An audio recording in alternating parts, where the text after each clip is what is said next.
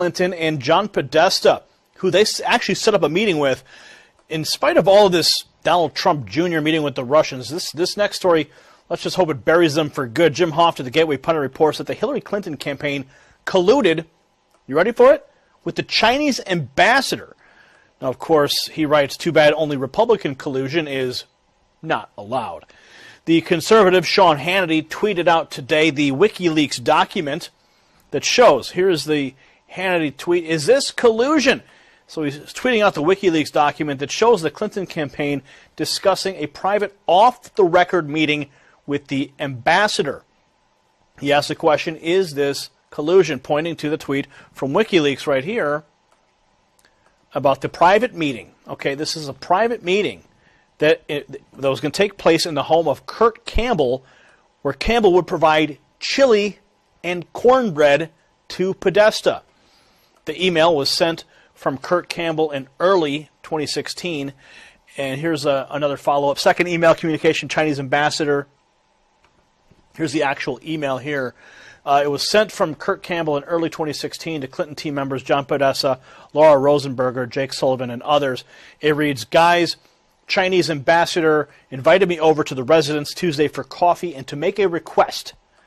He wants to make a request. He wants to have an informal, private, off-the-record get-together with a few of us to discuss the next year and the current state of U.S.-China affairs.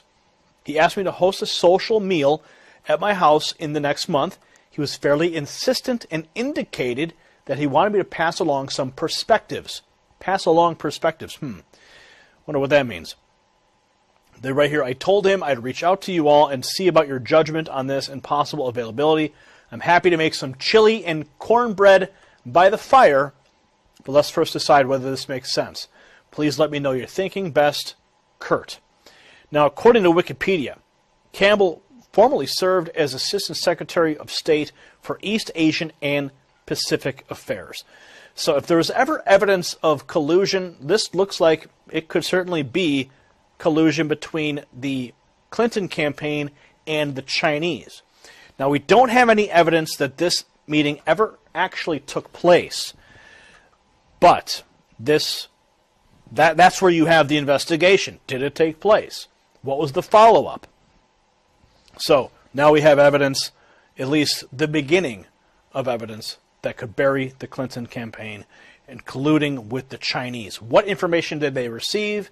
What was the perspectives that were passed along? What type of favors were they going to request in the year ahead, right? If Hillary had become the president of the United States. So clearly they were looking ahead to see what happens in 2017, to see if they can get some political favors. So there you have it. More evidence that the Clintons are criminals. What are your thoughts? Comment below. Subscribe for updates. If you like what we're doing, give us a thumbs up and share this report on your social networks. For the Next News Network, I'm Gary Franch. Mr. President, your FBI nominee said if someone in a campaign got an email about Russia, like the one that your son Don Jr. received, that they should alert the FBI rather than accept that meeting. Is he wrong? Also, were you misled by your team in not knowing about this meeting?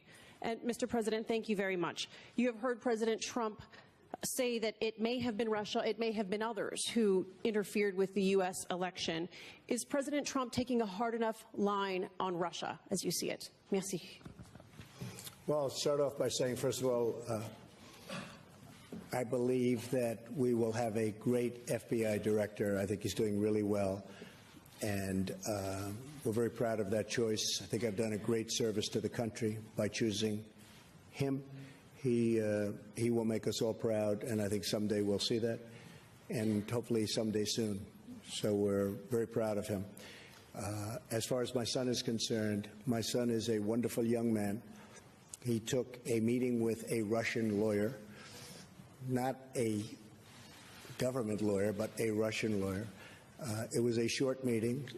It was a meeting that went very, very quickly, very fast. Two other people in the room, I guess one of them left almost immediately, and the other one was not really focused on the meeting.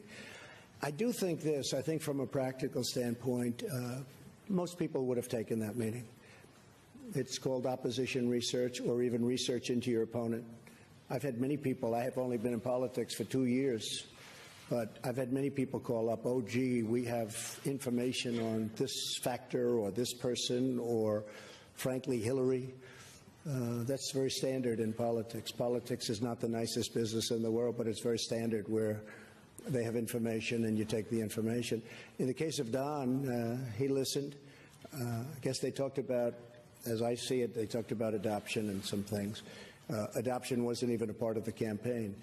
But nothing happened from the meeting. Zero happened from the meeting. And honestly, I think the press made a very big deal over something that really a lot of people would do. Now, the lawyer that went to the meeting, I see that she was in the halls of Congress also.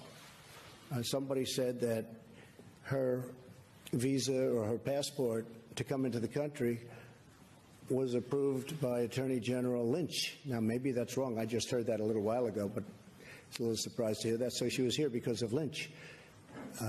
So, again, I have a son who's a great young man. He's a fine person. He took a meeting with a lawyer from Russia. It lasted for a very short period, and nothing came of the meeting. And I think it's a meeting that most people in politics probably would have taken. Mr. President? Yes, to answer your question, I will. Bien, pour répondre à votre question, je ne vais pas me mêler à la politique interne des États-Unis. Et je pense que c'est un bon principe que de ne pas interférer dans la vie nationale des autres. And I do believe that both of us have a relationship with Russia. President Trump had more than 2 hours meeting with President Putin during the past G20. The last G20, and myself, I had 2 very long meetings with President Putin, the very first one in Versailles and the second one during the G20, and this relationship is very important. We have a lot of disagreements. We have a lot of discrepancies, obviously, with Russia. But in the current environment, especially in the Middle East, it's a necessity to work together, to exchange information, to share these agreements, and to try to build solutions. So that's my relationship with Russia, and we don't have, obviously, the same relationship as the one with the US, but that's a long-standing relationship with Russia as well, and I think it's important that both of us have direct discussion and contact with President Putin. One of the great things that came out of that meeting, by the way, even though it's not part of the question, was the fact that we got a ceasefire that now has lasted for, I guess, Mr. President, almost 5 days. And while 5 days doesn't sound like a long period of time, in terms of a ceasefire in Syria, that's a very long period of time. And that was a result of having communication with a country. So during that 5-day period, a lot of lives have been saved. A lot of people were not killed.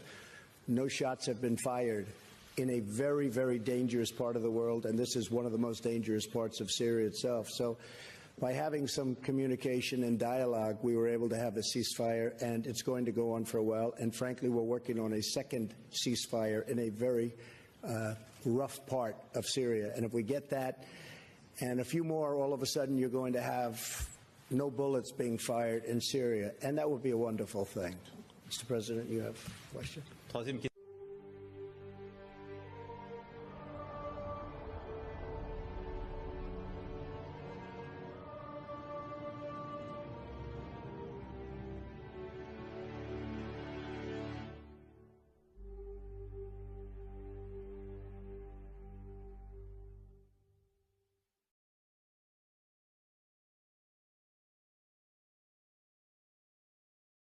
Mr. President, your FBI nominee said if someone in a campaign got an email about Russia like the one that your son Don Jr. received, that they should alert the FBI rather than accept that meeting. Is he wrong? Also, were you misled by your team in not knowing about this meeting? And Mr. President, thank you very much. You have heard President Trump say that it may have been Russia, it may have been others who interfered with the U.S. election. Is President Trump taking a hard enough line on Russia as you see it? Merci. Well, I'll start off by saying, first of all, I believe that we will have a great FBI director. I think he's doing really well. And we're very proud of that choice. I think I've done a great service to the country by choosing him. He will make us all proud, and I think someday we'll see that. and hopefully someday soon. So we're very proud of him. As far as my son is concerned, my son is